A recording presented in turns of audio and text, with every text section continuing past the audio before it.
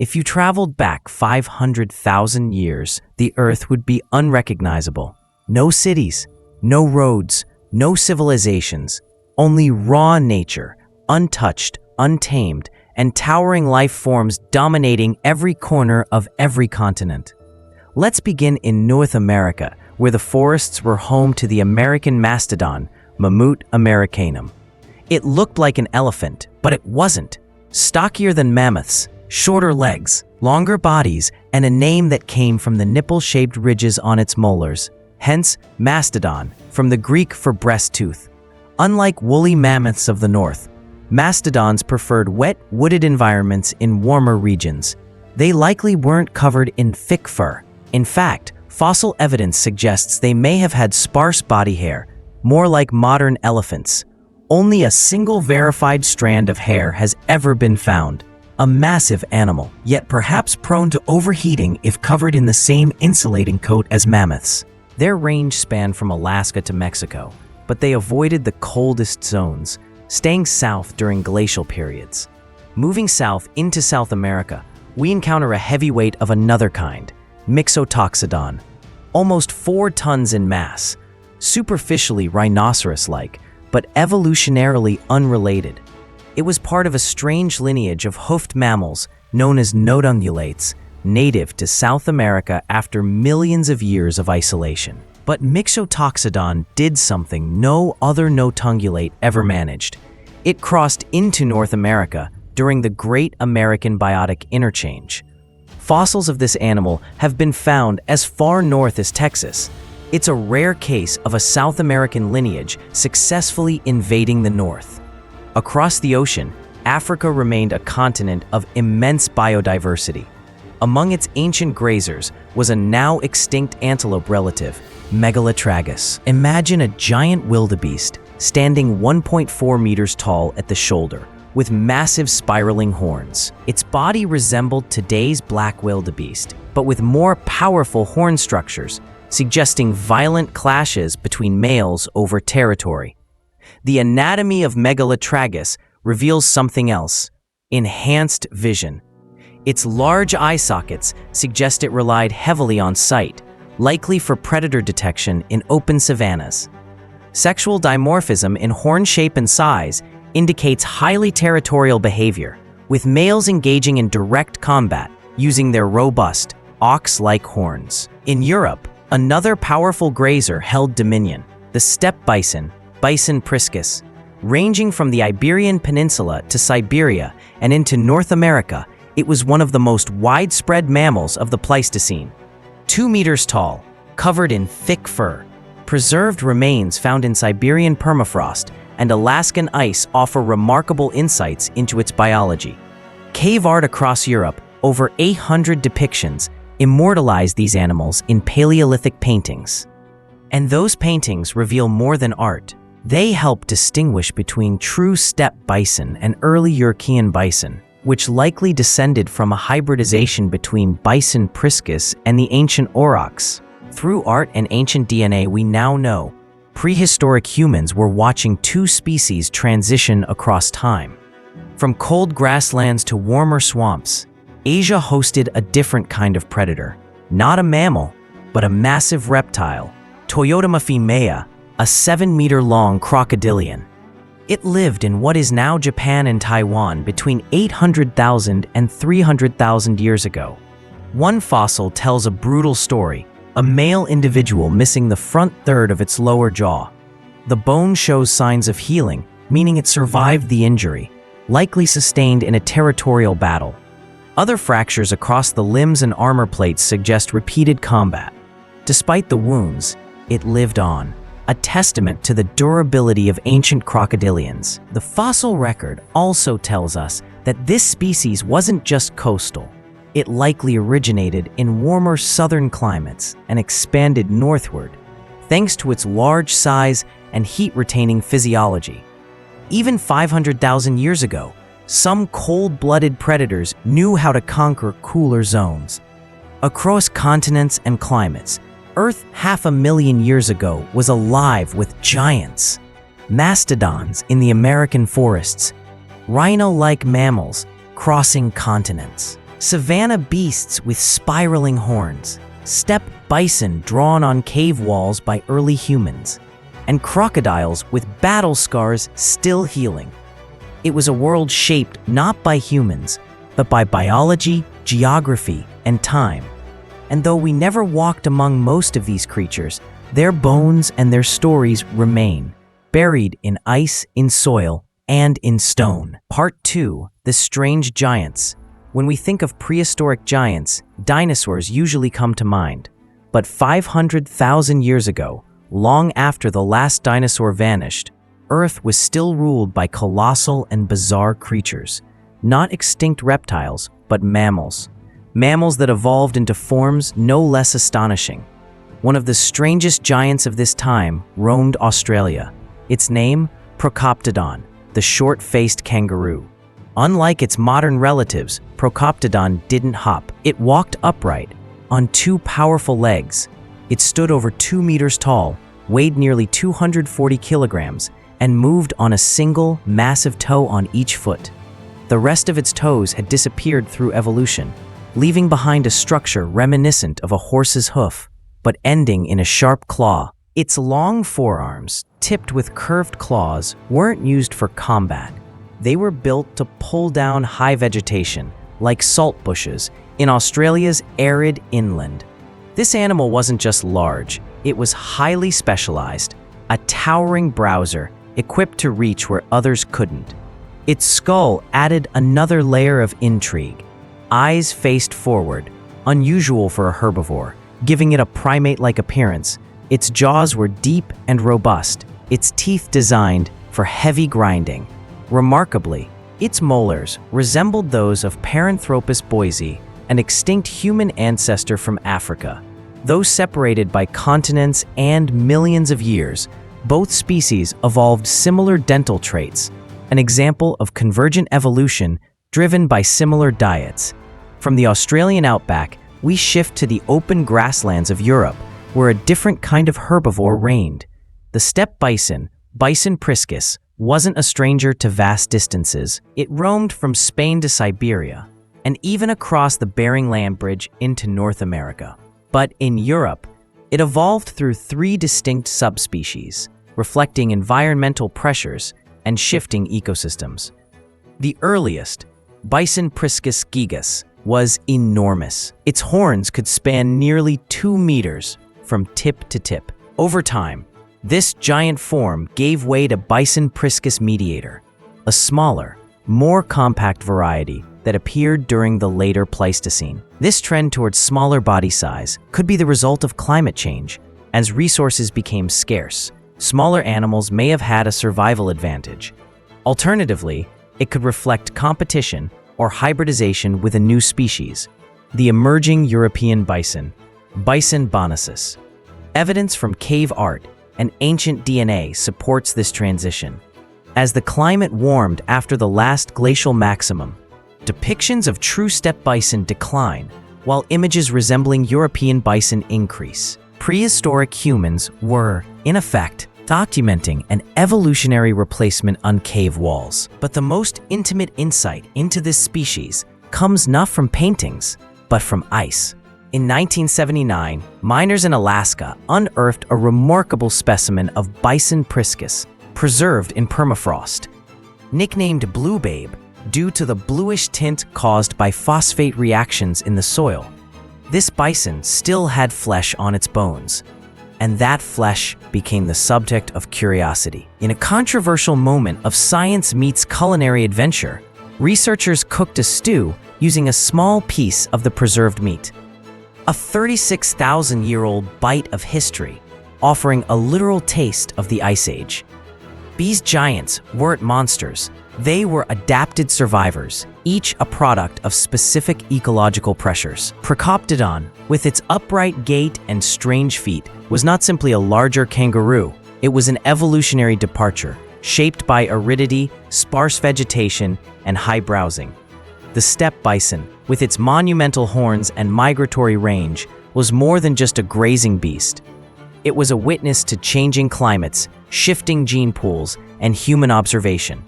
500,000 years ago, life on Earth had not diminished in grandeur since the age of dinosaurs. In many ways, it had only become stranger, and we are only beginning to understand how these forgotten titans once moved through the world we now call our own. Part 3. Climate and the Ice Age Cycles. Why wasn't the Earth locked in an ice age 500,000 years ago? To answer that, we have to look beyond weather patterns, beyond even decades or centuries. The real answer lies in space, in the orbit of our planet, and in a set of delicate astronomical rhythms known as the Milankovitch cycles. At that time, Earth was in an interglacial period, a window of warmth and moisture between long cold phases. Specifically, it was the tail end of the Cromer Interglacial, just before the onset of the Elster Glaciation in northern Europe, one of the most expansive glacial events of the past million years.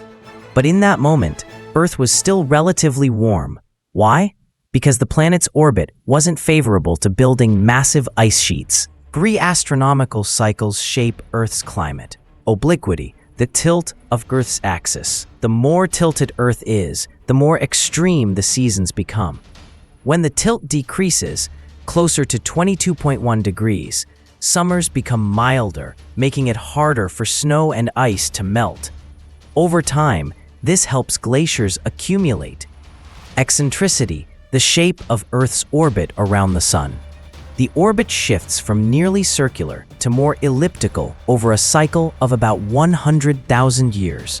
A more elliptical orbit increases the difference between Earth's closest and farthest points from the Sun, affecting how much solar energy reaches the planet throughout the year. Precession, the wobble in Earth's rotational axis. Like a spinning top, Earth's axis slowly shifts over time, determining which season occurs when Earth is closest to the Sun. If winter happens while Earth is farthest from the Sun, snow is more likely to persist and glaciers can grow. For an ice age to begin, these cycles need to align: a low axial tilt, an elliptical orbit, and a winter occurring when Earth is farthest from the Sun. This combination leads to colder summers and allows snow from winter to survive year after year, turning into ice that reflects sunlight, cooling the planet further, a process known as positive feedback. But 500,000 years ago, this alignment hadn't occurred. Earth's orbit was almost perfectly circular, and the axial tilt and precession weren't reinforcing glacial conditions. So even though we were at the threshold of a major glaciation, Earth was still locked in warmth. How do we know this? The evidence lies in proxies, natural climate records, ice cores. By drilling deep into polar ice sheets, scientists extract long cylinders of ancient ice. Trapped within are microscopic bubbles of ancient atmosphere, samples of carbon dioxide, methane, and oxygen isotopes that reveal past temperatures. Layers of ice act like tree rings, marking each year that passed. At the 500,000-year mark, ice cores show higher levels of CO2 and CH4, indicators of a warmer interglacial period. Ocean sediments. The ratio of oxygen-18 to oxygen-16 isotopes in foraminifera, microscopic marine organisms, helps estimate sea temperatures and ice volume. During interglacials, lighter oxygen-16 dominates the oceans because more ice has melted.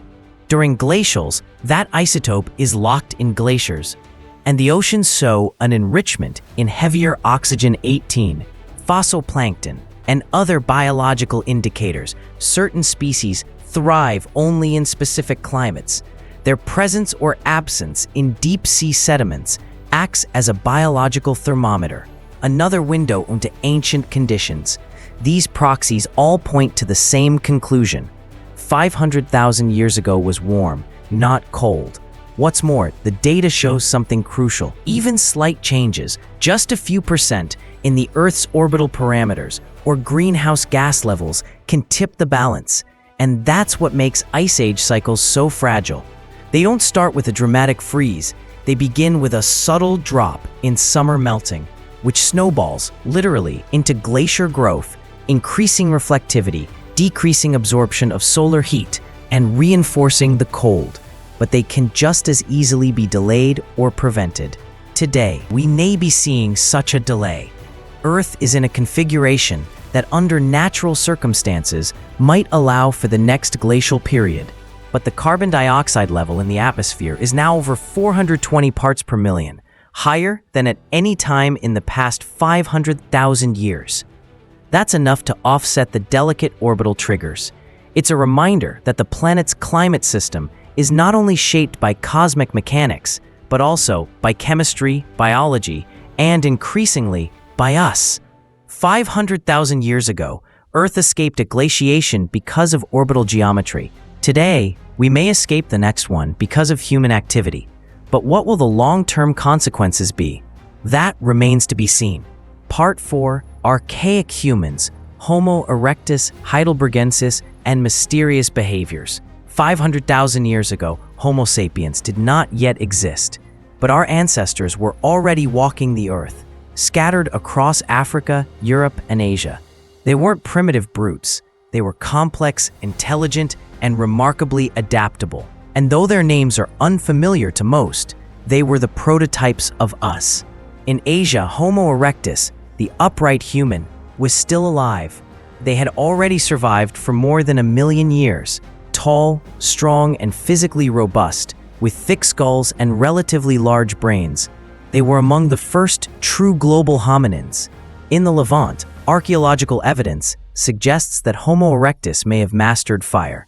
Charred remains found at sites like Gesher Benot Yaakov in modern-day Israel indicate that cooking may have occurred here, possibly as far back as 780,000 years ago. And in Java, Indonesia, something even more intriguing was found: a freshwater mussel shell engraved with a geometric zigzag pattern dated to roughly 500,000 years ago. The engraving is abstract, deliberate, and perhaps meaningful. This may be the earliest known example of symbolic expression by a human species. Was it art? A mark of ownership? A simple scratch? We may never know. But what it shows is cognitive ability, a mind capable of planning, abstraction, and curiosity. Meanwhile, in Europe, other archaic humans were displaying even more complex behaviors. In southern France, at the site of Taudevel Cave, the remains of early humans show signs of deliberate processing. Human bones, some belonging to adolescents, bear cut marks from stone tools. Some skulls were systematically opened, long bones split, but the bodies weren't fully consumed. There are no signs of starvation. No mass grave, no signs of attack. The selective removal of tongues, limbs, and brains has led researchers to a startling hypothesis. This may have been ritualistic cannibalism, not for survival, but for symbolic or social reasons. Perhaps it was a form of mourning, a way to honor the dead, or even an early attempt to understand the human body through dissection, curiosity, or ceremony. These are not the behaviors of savages. They are the behaviors of a species with social complexity, emotional depth, and perhaps even belief. Further west, in northern Spain, lies one of the most important paleoanthropological sites in the world, Atapuerca. Specifically, a cave called Cima de los Huesos, the Pit of Bones. More than 30 ancient skeletons were recovered from this site. They were deposited deep within the cave, as if intentionally placed. Radiometric dating places them at approximately 430,000 years ago, close to our 500,000-year mark. These individuals were physically distinct. They possessed traits commonly associated with Neanderthals, such as robust bones, large brow ridges, and elongated skulls. But when researchers extracted mitochondrial DNA, they were shocked. It didn't match Neanderthal DNA. Instead, it showed a closer relationship to the Denisovans, a mysterious group of archaic humans discovered much later in Siberia. How could this be? The answer lies in the complex web of human ancestry. The split between Neanderthals, Denisovans, and the lineage that would become Homo sapiens likely occurred much earlier than once believed, perhaps perhaps over 700,000 years ago. But those lineages didn't remain isolated. They continued to interbreed over tens of thousands of years. Later findings, like the remains of a 13-year-old girl in Siberia with a Neanderthal mother and a Denisovan father, confirm this. She was a first-generation hybrid, living proof that these species were genetically compatible.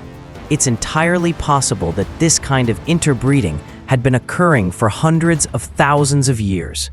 So, the strange mitochondrial signal in the bones of Atapuerca may be the genetic echo of ancient interbreeding long before modern humans ever arrived. When we look back at this period, it's tempting to draw a clean evolutionary tree. Homo erectus gives rise to Homo heidelbergensis. Heidelbergensis leads to Neanderthals, Denisovans, and eventually to us. But reality is messier. Evolution doesn't follow a single line. It branches, intersects, and loops back. By 500,000 years ago, our ancestors weren't alone. They were part of a diverse and tangled web of human relatives, some fading into extinction, others surviving in our genes today. They mastered fire. They carved symbols. They buried their dead, and perhaps mourned them. They were not almost human. They were human in every meaningful sense, just not yet us. And they remind us that the story of Homo sapiens isn't a clean origin myth. It's a long, complicated, and often astonishing journey, one that began long before we ever gave it a name. Art 5, Tools, Timber, and Unexpected Evidence. 500,000 years ago, early humans were not simply surviving, they were creating, and their creations are still being uncovered today. Stone tools are often reduced to primitive images, crude flakes, broken rocks, but the reality was more advanced. In South Africa, dating to this very time period, archaeologists have found evidence of deliberate blade production. Stones weren't just struck, they were shaped, prepared, refined. Flakes were detached precisely, edges resharpened, and in many cases, the blades were then modified into sharp, effective points. And this wasn't isolated innovation. In Kenya, Israel, and across Europe, early human groups developed distinct technological strategies. They weren't copying a single model. They were inventing solutions independently. The implication is clear. Early humans had the cognitive flexibility to adapt toolmaking to local environments, available materials, and specific cultural nen. In Britain, at the site of Boxgrove, this technological sophistication is especially evident. 500,000 years ago, early hominins quarried chalk cliffs using their abundant flint to produce a range of tools, axes, scrapers, cutters. But what truly stands out are the traces they left behind. Cut marks on the bones of horses, rhinos, and deer. Flake debris on the ground, left precisely where tools were made. And even microscopic scratches on human teeth. These scratches align in one direction, suggesting the individual was holding meat in their mouth and cutting it with a tool, accidentally grazing the teeth in the process. It's more than a mark on enamel. It's a moment frozen in time. It tells us how they ate, how they used tools, and how intimately their survival was tied to the material world around them. Then there's the tibia, found at Boxgrove as well. It belonged to an early human who stood nearly 1.8 meters tall, with bones so thick they suggest an individual built for cold climates, with exceptional strength.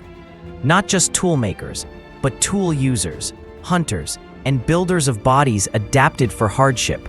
But perhaps the most surprising discovery from this period came not from stone, but from wood. At Kalambo Falls in what is now Zambia, researchers uncovered two notched wooden logs, interlocked and clearly modified by human hands. This structure, dated to 476,000 years ago, is the oldest known example of wood used in construction by hominins. No walls, no roof, but clear architectural intent. The logs were shaped, grooved, and joined together, possibly as a raised platform, a walkway, or part of a dwelling base. The site is waterlogged, which helped preserve the wood, and the evidence is direct. The surfaces bear tool marks, scraped and carved. What it tells us is critical. These people weren't just living on the land, they were modifying it. They weren't just using tools, they were building environments. This is not the behavior of a mind merely surviving. It's the behavior of a mind that plans, that organizes, and that builds. 500,000 years ago, the human world was already taking shape, not through writing, not through monuments, but through blades in stone and grooves in timber. And those traces remain, waiting quietly in the ground until we're ready to recognize what they truly represent.